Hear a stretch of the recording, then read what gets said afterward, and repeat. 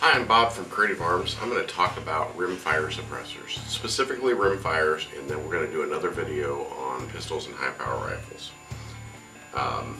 So kind of the question is, what is a suppressor? A suppressor is a gun muffler. It's a silencer. They're all the same thing.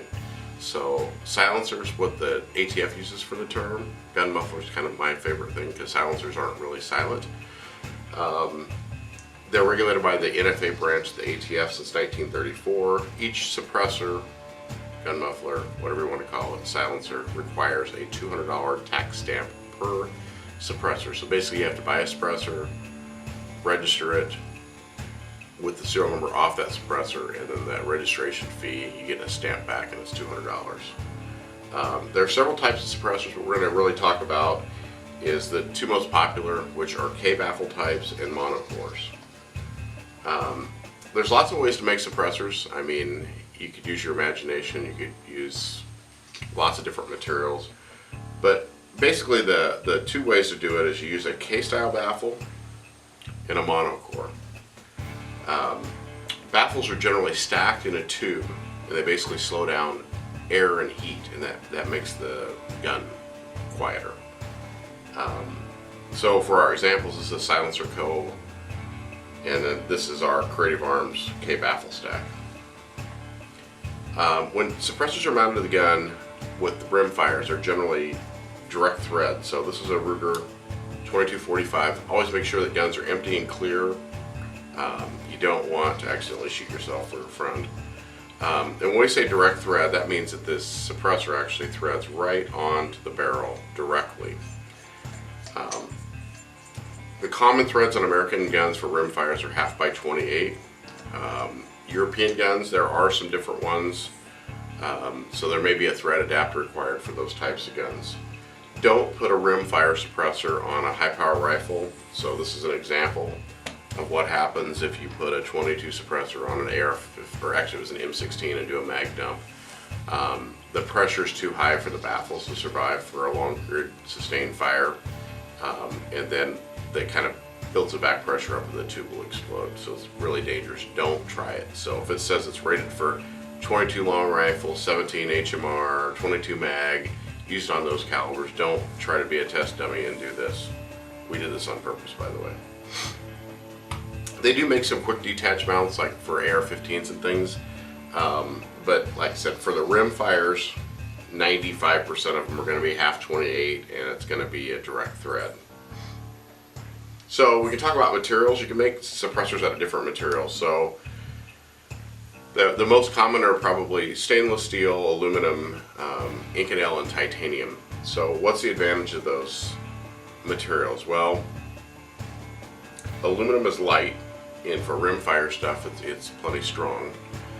For higher caliber stuff, you want to use a material that's a little stronger. So something like the stainless steel, like the Silencer Co. is made out of stainless, or we offer our suppressor with titanium internals. And the titanium really holds the heat and pressure better. Inconel would be an ideal choice. It's heavier than titanium or aluminum. It's designed for, like aircraft and high heat, high stress parts. So it's designed to get hot and cold without fracturing, where titanium, aluminum, and the stainless all don't like the thermal cycles as much as Inconel. Why are suppressors the size that they are? It's pretty simple. So for example, this tube on this Ruger, it's 1 inch. Most barrel blanks are 1 inch, so bull barrel 22 is 1 inch. If we put a 1.5 inch tube, it's going to cover up all the sights on the gun. You really don't want that, because it's not going to do you any good if you can't see what you're shooting. The other thing is the length. What is the length? So you're going to see most rimfire suppressors in that 5 to 6 inch lengths. And why would you choose that length? Why wouldn't you want one 3 foot long? Wouldn't that be quieter? Well, the most popular 22 in America is the Ruger 1022, and it's a semi-auto.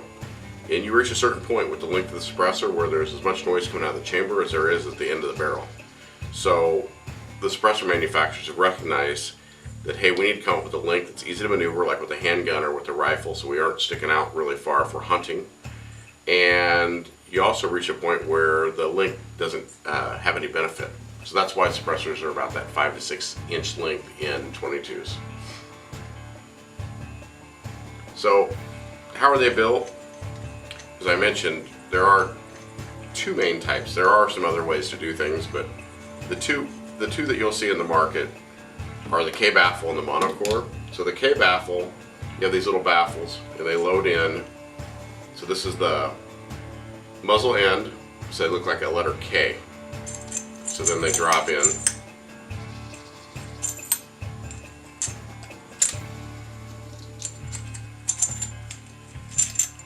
And then there's an exit cap. Our exit cap's pretty easy. I hate specialty tools because you always lose them when you need them. So we made ours the shape of an Allen wrench. So you just put an Allen key in it, tighten it up, you're good to go. Put it on the gun, go shoot. The monocore, just for an example, this has some little shields. So when it gets dirty, you can take it apart easy. These guys go on here, and then this whole thing slides into the tube.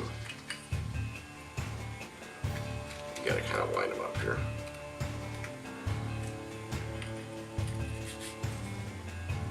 Anyway, you slide that all together, line that up, and their entry cap then goes on.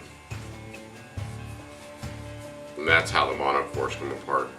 When we talk about the high power rifle suppressors, ours is a monocore titanium, so ours loads a little differently than that, but I'll show you how it works too.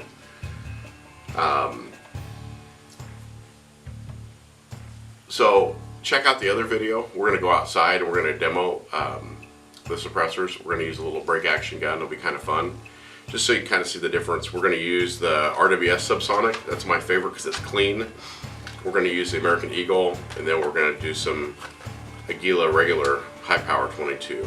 And that's it. Hope you enjoyed this, and if you have any questions, make sure you contact us.